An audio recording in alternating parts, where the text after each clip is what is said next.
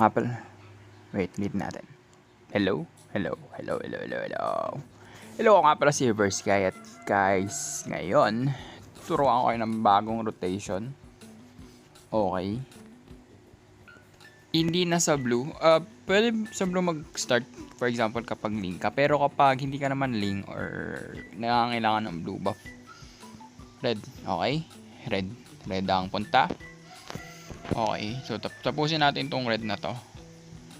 Pagkatapos sa red, hindi ka agad dediretso sa blue. Okay? Diretso ka dun sa dito sa baba. Okay? Wala natin to. Okay, wala natin to. Diretso ka dito sa may, hindi ko alam anong tawag dito. Dito yung next. Okay, dito yung next natin na pupuntahan. So, dalawa to. After nyan, kunin mo to. Okay, kunin mo to. Partida, mga ka-RG, wala pa akong kasamang tank yan ah.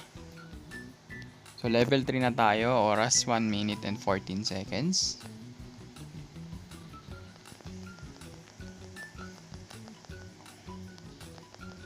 Okay. Solo, ano to ah, solo. And ayun, level 4 tayo bago mag 1 minute and 30 seconds. Okay, so sobrang ano mga ka-RG. Sobrang bilis.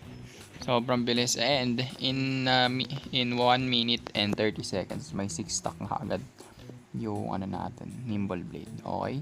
Then pwede ka na pumunta dito or pwede mo nang kunin yung or pwede ka na pumunta sa bot kung nasan man yung turtle. After nun kasi, after mo yung gawin yung rotation na yun, mag-i-spawn na yung turtle. Okay? Nandun na yun, time na mag-i-spawn na yung turtle. Malapit na akong mag-i-spawn yung turtle. So makakabelo-belo ka na.